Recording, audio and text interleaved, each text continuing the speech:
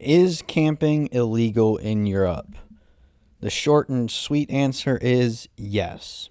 But every country has its own rules and regulations. So in this video, we're going to go over some of the countries that I passed through when I was hiking the Via Alpina trail in Europe in the summer of 2023.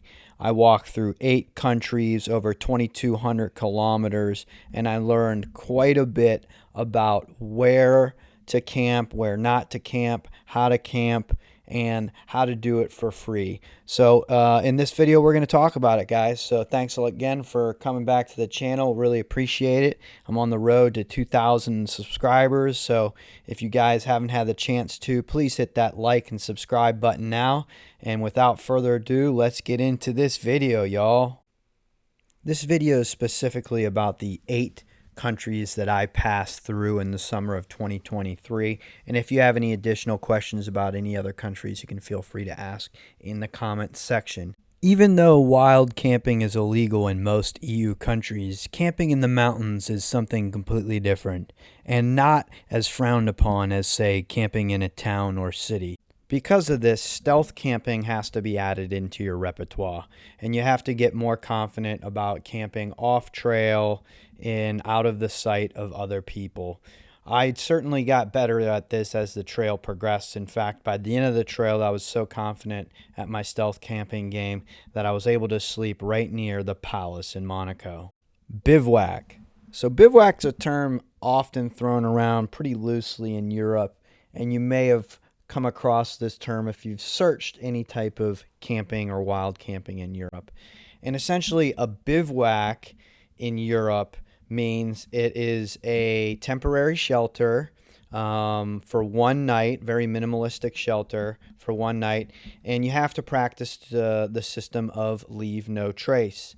So the way I read into it was that cowboy camping would be legal, which cowboy camping is a term that's used in the United States of America, which essentially it means just throwing your sleeping pad or sleeping foam pad on the ground and putting your sleeping bag on it and sleeping right there underneath the stars.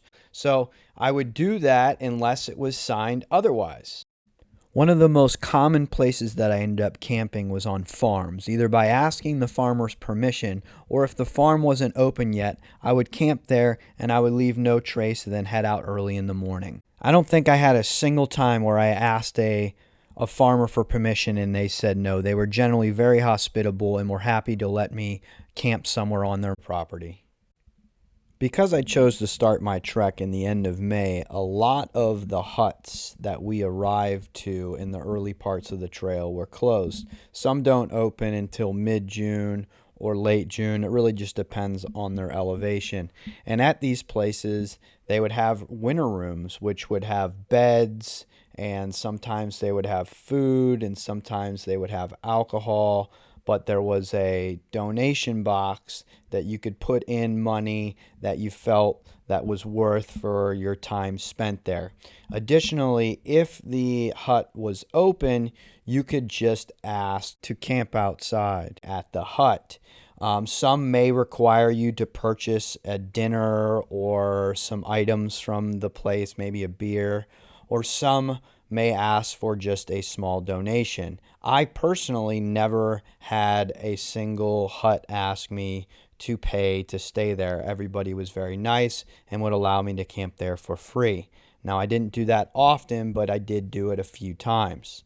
So the first country that I'm going to touch base about is Slovenia. So one of the things about Slovenia is wild camping is illegal, and finding flat spots in that country was very difficult, mainly due to the limestone and very porous grounds that they have in the country. That's why there's so many caves in Slovenia, because there's underground rivers and underground lakes and stuff. So because of that, the ground is very lumpy, and finding a flat spot was hard. So there were more times than not, if I saw a flat spot in Slovenia, we just stopped and camped there because there wasn't many of those that were coming up. Yeah, we found a flat spot, which is pretty hard to find in Slovenia. So I was hoping to go a little bit further than this, but I don't want to risk not having a flat spot to sleep tonight. So this is home for tonight. Recommendations on where to wild camp in Slovenia would be asking at the huts or asking at farms or camping far off of trail if you can find a flat spot. On some farm here to camp at for tonight, just outside the national park. Austria is a very strict country, and it's a country that you do not want to be caught doing anything that you're not supposed to be doing. So with that being said, wild camping is illegal in all of Austria. However, the law states that you're allowed to do a bivouac in case of emergency for one night. So I just cowboy camped all the time, and I never really had an issue. My recommendations for Austria would be to ask at huts, to ask at farms, or to cowboy camp off trail and out of the sight of other people. In Germany, wild camping is also illegal. However, bivouacking is generally more accepted there than any of the other countries that we had previously talked about. My trail only passed through Germany for a very short distance, so my experiences were limited, but I do recommend that you ask at huts, ask at farms, or you could camp off trail out of the sight of people without a tent. Switzerland and Liechtenstein are essentially connected at the hip, and they are one entity. I was worried about these two countries, but in the end, there was actually nothing to worry about. Considering how strict Switzerland is, I thought that wild camping would be very difficult to do in this country. While wild camping is illegal, surprisingly, they had lots of shelters and lots of little huts that were free for people to sleep at. I found these by looking on my app that I was using or by talking to locals. And so my stresses about this were really unwarranted.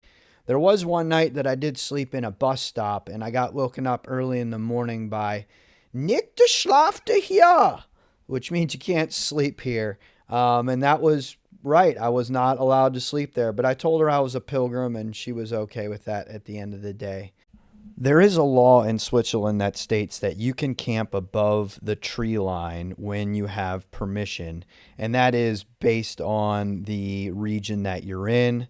I never had an issue, so that was never a hurdle I needed to cross. My recommendations for Switzerland and Liechtenstein would be to talk to locals and get recommendations for them on where they would recommend for you to camp. Like I said, there were shelters, a little lean-tos, or small buildings that had firewood and sometimes a campfire or even cooking utensils. But generally speaking, I didn't have an issue in Switzerland, so it pays to talk to locals. In Italy, wild camping is also illegal. However, I didn't see many people that seemed to care. I mean, it wasn't like I was camping right in front of them, but I didn't have anybody ever say, hey, you can't camp there. Generally speaking, I didn't use a tent, but I didn't have a problem either. My recommendations for Italy would be to camp at farms, ask at refugios, or to just do a cowboy camp up on top of passes away from towns. France. Now, wild camping is illegal in France. However, you will see people camp everywhere, literally everywhere. There seems to be some rule in France where it's a sun up to sundown type of thing, so a dusk to dawn. So generally speaking, if you got into camp around 7 o'clock p.m. or 7 in the afternoon, 2100, then you'd have no issues. And as long as you left the following morning, there was no issues. It was surprising because even in the national parks or the reserves or any of the places like that, they would have signage that says that you can't camp. And then shortly thereafter, you would see tents literally riddled all over the mountainside. So in France, it was very nice. It was really awesome to be in France because it seemed like it was similar to being in the United States, that I could just camp wherever I wanted within reason. And, 7 p.m. wasn't an issue for me because generally speaking, we were hiking long days and doing big miles in order to cover distances. And often I would camp on passes in in France because of the views and the lack of flat ground. I found that the trails on the passes could be sleepable spots. Regardless of where you end up camping in Europe, it's very important to practice the leave no trace principle and showing absolute utmost respect for the land and the property that you are in. With anything in life, practice makes perfect. And by the end of this trail, like I said earlier, I was very well versed in stealth camping.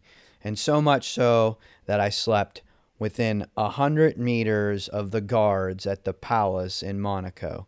Anything's possible, guys, and I'm not condoning illegal behavior or anything like that. All I'm trying to simply show you is a different way of doing things, a little bit more costly and effectively for a long hike in Europe.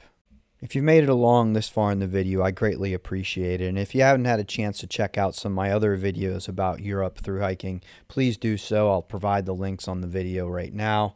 And if you want to see more content like this, please hit that like and subscribe button, guys. I'm on the road to 2,000 subscribers, so I greatly appreciate the subscribe, like, and follow. And I'll see you guys on the next adventure. This is Cav saying, keep calm and hike on, guys. Peace. This is the view from the hut. This is the hut. I'm pretty sure you're not supposed to sleep here, but I don't think hut's the right word. well, it's like a shelter. It's, you know, there's a poem up there. I'm gonna take a look at the poem, but Willkommen in Laterbrunnen. This is a fairy tale place. This is the famous waterfalls there, the Schakbach Wasserfall. I've been here before. You can see there's the hiking path that goes up to it. It's a super nice place. I'm gonna crack open a beer and eat some cheese.